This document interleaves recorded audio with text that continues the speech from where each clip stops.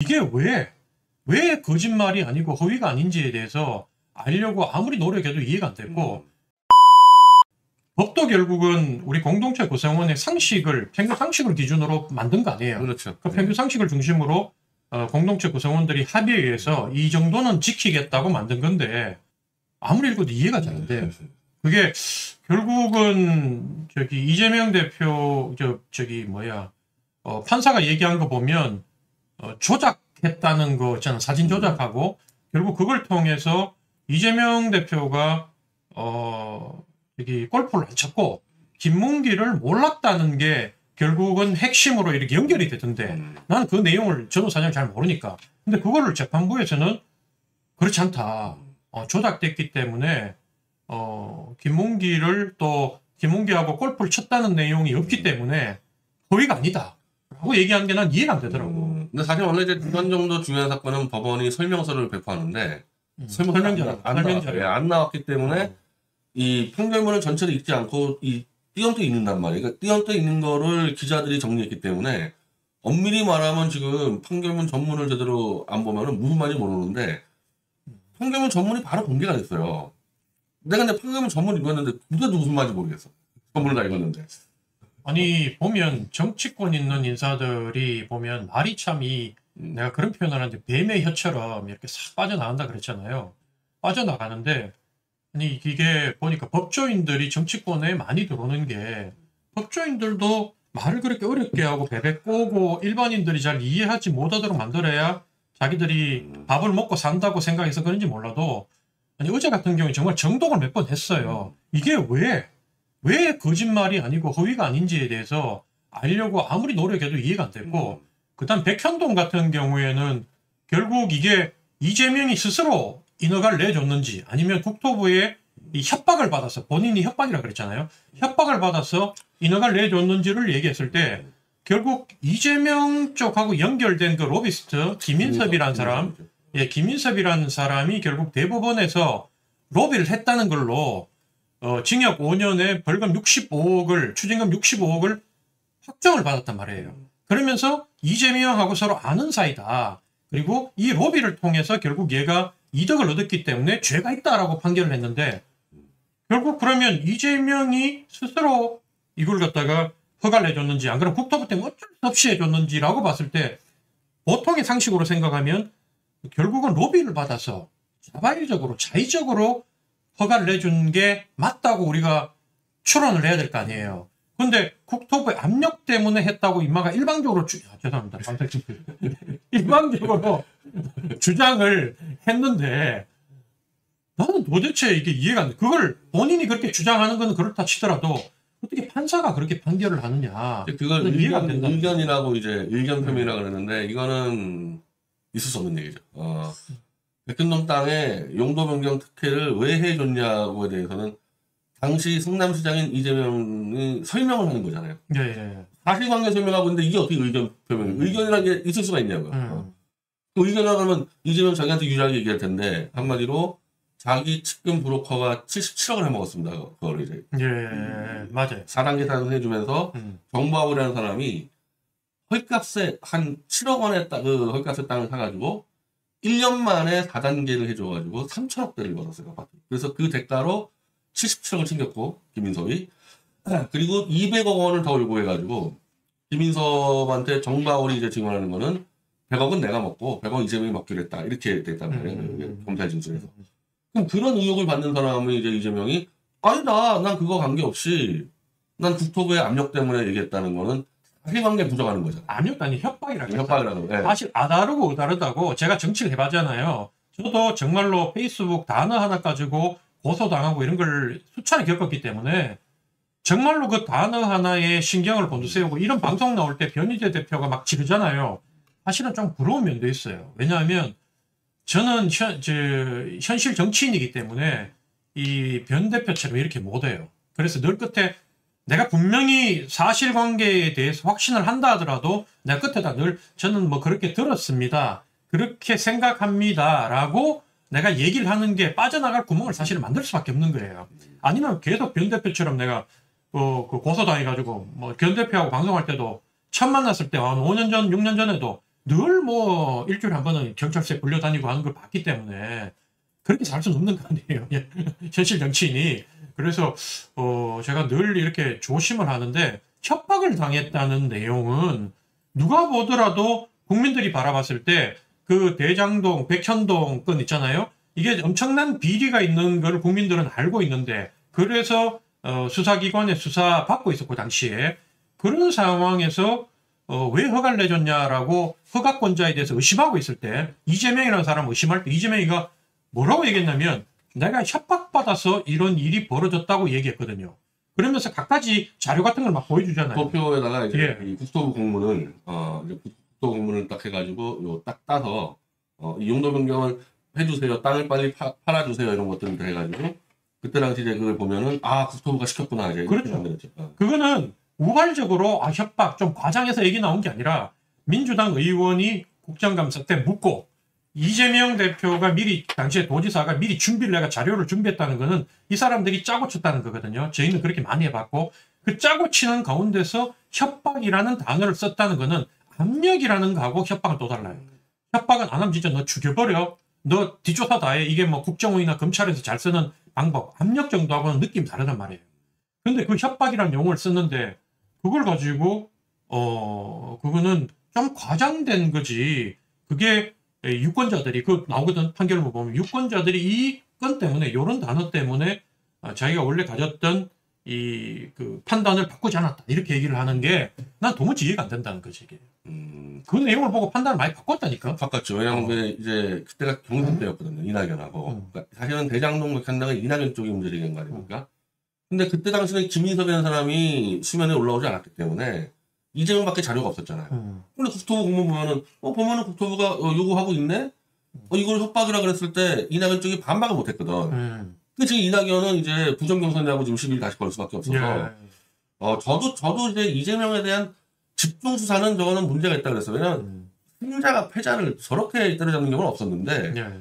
이 공직선거법대에서는 경선 때 벌어진 일이니까 패자가 이낙연이에요. 이낙연 입장에서는 이거 억울한 상황이기 때문에 그쪽 기준으로 보면은 이거는 잡아야 되는 거 맞는 거죠.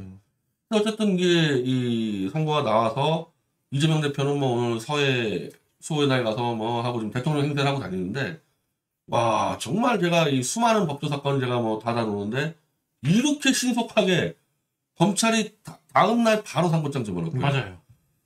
검찰 상고장보다 내가 더 놀란 게 오늘 고등법원이 오늘 대법원에다가 사건 기록 바로 그냥 넣어버렸습니다.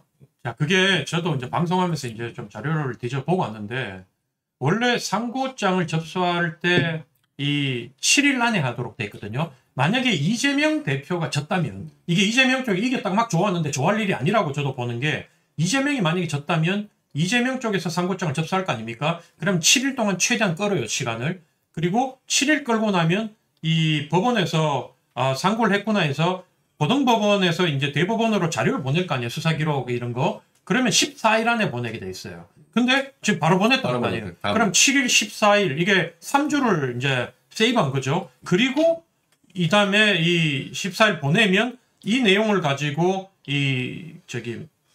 접수증을 또 통보를 해요. 야, 이거 우리가 접수됐으니까 너 상고 이유서 내라고. 그러면 그게 20일이야.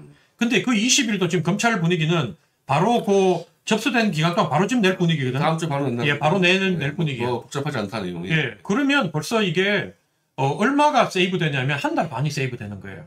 이런 분위기 같으면 보통 633으로 1심 6개월, 3개월, 3개월인데 보통 3개월을 정해도 대법원까지 3개월까지 안 내고 보통은 넘어가거든요. 왜냐하면 시작하는 데까지 한 달 반이 걸려버려요. 그러니까 이게 안 돼. 그런데 지금 이런 속도 같으면 한 2달 안에 결론 날 수도 있겠다는 생각을 저도 하게 되는 거예요. 지금 이제 이재명 쪽이 시간 끌 수 있는 이런 방법은 검찰이 상고이유서를 다음 주 안에 내버렸을 때 이재명 쪽은 그걸 보고 열흘 안에 답변을 내야 되는데 이제 그 열흘이 유일하게 끌 수 있는 시간이죠. 근데 사실은 잘 안 내요. 왜냐하면 2심에서 이겼잖아. 이긴 측은 반박을 할 필요가 없어요. 그렇지. 네, 판결문에 자기 생각 다 들어있으니까 안 되는 경우가 허다하거든요.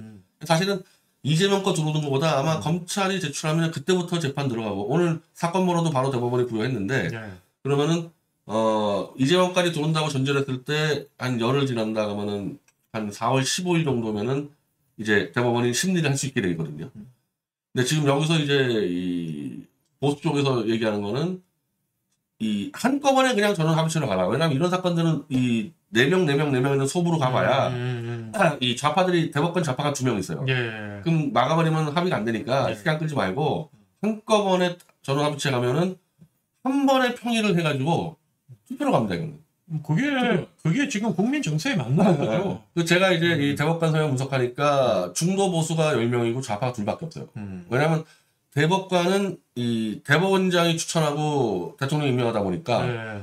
조희대 윤석열이 임명한 사람들이 5명이고 그 전에 김명수 윤석열이 임명한 팀들이 있는데 여기서도 좌파가 안 들어왔어. 예. 그러니까 좌파는 문재인 김명수가 임명한 사람 딱 둘밖에 없으니까 그냥 가서 한번 평의하고 1심, 2심 놓고 투표하면 돼요. 1심이 유죄잖아요? 2심 무죄잖아요? 그러면은 10대 2로 그냥 가면은 내 생각에는 이론적으로는 4월 말도 가네요. 4월 말도. 네. 쓸데없이 시간 안 끌면은. 근데 어쨌든 조희대 대법원장이 이걸 문제 삼았거든. 자기가 취임하자마자 공직선거법으로 1심에서 유죄가 나왔다 이거예요. 1심 유죄 나오면 거의 이제 그냥 그 공선법 같은 경우는 다 인정되는 건데 2심에서 2년을 3년을 끄는 놈들이 있어. 그래가지고 구청장이 국회의원이고 임기를 다 맞춘 다음에 완전히 다 맞춘 다음에 선거가 나니까 이거 뭐 하는 거냐. 공선법에 1심은 6개월, 2심 3개월, 3심 3개월을 하도록 강행 규정으로 돼 있거든. 이거 안 지키는 거야. 나는 그거 나중에 그거 보면은 시간 끌어주는 판사들이 나중에 뭐 하나 해먹었다고 보는데 권력자들은 시간만 끌면 다 해먹잖아요. 그거 다 하면 선거 나온다. 그래서 조희대 1 공약이 무조건 633 지켜라는 거였거든요. 근데 자기한테 들어왔어. 자기한테 들어왔는데 자기가 무진장 빨리 하는 거를 보여줘야지 밑에 애들 할 거 아닙니까? 그래서 이거는 대법원장 입장에서는 시간을 끌 수가 없는 거죠. 무조건 빨리 가야 되는 거예요. 그리고 진보 쪽에서 지금 얘기하는 게 민주당 사람들이 알아 2심에서 결과가 뒤바뀌었지 않느냐. 그래서 사법 리스크를 상당 부분 벗었다라고 얘기하는데 저는 도리어 그게 역으로 얘기하면 1심의 이 형의 집행, 실형의 집행유예형이 2심에서 뒤바뀐 게 오늘 법률방송 가보니까 확률로 1.7%랍니다. 1.7%의 그 어려운 관문을 뚫고 결과가 뒤바뀐 거잖아요. 그렇게 따지면 앞으로 이재명 대표는 더 어려움, 더 곤란한 처지에 놓인 게 뭐냐면 위정교사 재판도 1심에서 무죄를 받았다고 떠들고 있지만 2심에서 뒤바뀔 확률이 언제든지 있다.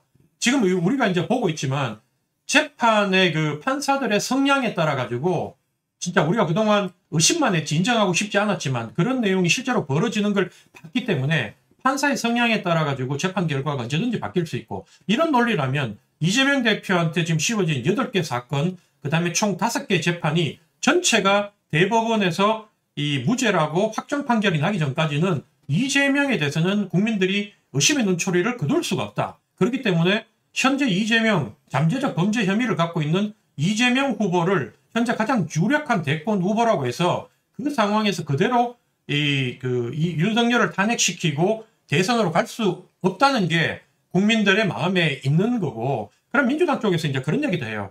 아니 그렇게 자꾸 의혹을 제기하지 말고 대선에 나와서 니들이 이기면 되지 않느냐라고 얘기를 해요.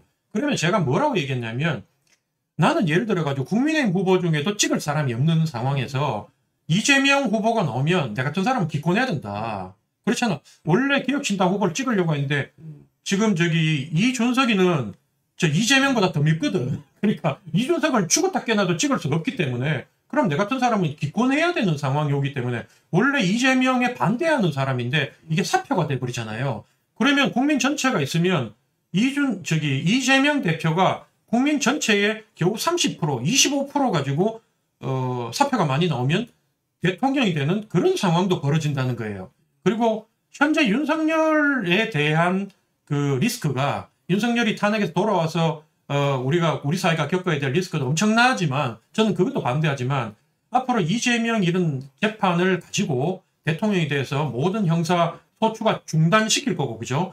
중단시킨 상태에서 국민들 한쪽이 도저히 안 되겠다고 저항하고 거리로 나와서 혼란이 오는 이 상황은 더더욱더 우리 공동체에 마이너스다. 아니 법적으로 이 재판 이재명 대표는 지금 소추 단계가 아니라 다 재판이 진행 중입니다. 5개가. 이걸 중단시킬 수 있는 법적 근거가 하나도 없는데 자기들 중단시키겠다 그러잖아요. 그러니까 중단시키겠다 그랬죠. 그러면 어떤 거냐? 판사는 아마 박살을 낼 겁니다. 아마. 판사를 탄핵한다거나 그런 짓들 해가지고 약점 잡고 공격하고 뭐 실명 까고 가면 막 잡혀찍고 그래가지고 아니면 대법원장을 탄핵시켜버린다거나 지금 그런 짓을 하니까 이재명 대표가 되는 순간에 내전이 벌어질 수밖에 없는 상황이 되거든요. 옛날에 보면 사실은 우리가 서열적으로 보면 우리 이제 일반인들 시각에서 보면 판검사가 있다면 판사가 더 좀 높아 보이잖아요. 높은 자리에 서서 이렇게 판결도 내리고 미국 같은 경우에는 검사들은 검사복이란 게 없잖아요. 다 양복 입고 하는 거지. 근데 우리 사회는 실제적으로 검찰이 법원까지도 군사 독재 시대 때는 장악을 했다는 게 결국 기소를 해주지 않으면 기소 내용만 가지고 판사들이 판결을 하기 때문에 검찰에서 기소를 독점하기 때문에 그 내용으로 올려주지 않으면 아무리 판사가 바른 판결을 하려고 해도 판결을 못할 뿐 아니라 어떤 과거에 짓까지 했냐면 판사들의 약점 같은 거 비리 이런 거 있잖아요. 이런 걸 검찰에서도 판사의 약점을 다 쥐고 있다는 거예요. 자녀 문제, 재산 축척 문제, 여성 문제 그러다가 판사를 협박한다는 거예요. 국정원이나 정보기관에 있었던 것처럼. 그렇기 때문에 그런 것들을 따져보면 이재명 치하에 정권 하에서는 그런 일들이 벌어질 거라고 우리가 합리적으로 의심할 수 있고 그럼 나라가 어디로 갈 것이냐. 끔찍하다는 거죠 이게. 아니 5개의 재판 중에서 3개는 거의 대장동, 백현동하고 이제 그 대북송금은 무기징역까지 가는 재판이 이게 장난이 아니거든요. 이 재판들을 판사들이 할 수 있겠냐는 거예요. 그것도 가만 놔두겠냐. 벌써요. 지금 이 헌재에서 이제 오늘부터 저는 민주당이 실패했다고 생각하는데 지금까지 계속 8대0, 8대0 얘기했잖아요. 예. 오늘 드디어 이제 SBS 기자를 이제 이용해가지고 5대3으로 고착돼 있다고 이제 그걸 갑자기 5대3 나온 게 제대로 흘렸거든요. 흘린 거죠. 예. 제가 볼 때는 4대3인데 일단 5대3이라고 하고 지금 이제 좀 인용이 안 되는 거잖아요. 인용이. 그래서 한덕수 총리한테 오늘 이 초선 의원들 성명서가 일요일까지 마흔역을 임명하지 않으면 월요일부터는 출탄핵 들어가겠다. 네, 일단 초선 의원 쪽수가 제일 많아요. 그거 다 이재명 졸개들이야. 한마디로 이재명 쪽이 선전포고를 한 거죠. 그 헌재에서 탄핵이 안 되면요. 조국 대선이 안 일어나잖아요. 그럼 지금 대법이 저렇게 서두르니까 대법에서 파기 재판을 안 하고 파기 환송하더라도 그거 올라오면 제가 보면 7, 8월 달에 아웃이야 이재명. 그러니까 지금 시간이 없으니까 그냥 이제 줄탄핵 들어가서 정부를 붕괴시키고 저 김용민 의원 있죠. 이재명 오른팔.